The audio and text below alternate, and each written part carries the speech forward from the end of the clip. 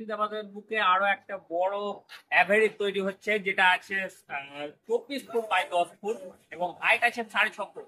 কিছুদিনের মধ্যে পাখির কলোনি উঠবে। এখান থেকে আপনারা পাখি কিনতে পারবেন এবং পাখির বিভিন্ন রকম খাবার, ওষুধ, সামগ্রীও নিতে পারবেন। যাই হোক, শিশু নার্সারির নতুন পেজে একটা দুটো নতুন প্লে স্টোর থাকছে, যেটা হবে অ্যাভেরির ওপর। একটা হচ্ছে অ্যাভেরি এবং একটা হচ্ছে অ্যাভেরি শর্ট। এই দুটো প্লে স্টোরে আপনারা একের পর এক ভিডিওগুলো দেখতে থাকবেন। এখন আপনাদের কাছে প্রশ্ন, যারা দেখছেন আমার থেকে অভিজ্ঞ আছেন, আমি তো 6 বছর ধরে এই লাইনে আছি এবং পুরো ব্যবসাটাই আমার পশু পাখি গাছপালার উপর। আজকে আমরা আপনাদের কাছে, যারা আমার থেকেও সিনিয়র, তাদেরকে জানতে চাইছি, কমেন্টে জানাবেন যে আমরা ডবল গেট রেখেছি যাতে পাখি সহজে পালিয়ে না যায় তার জন্য। তো এইখানে গেটটা আমরা বাইরের দিকে টানবো, হয় এদিকে হোক বা ওইদিকে হোক।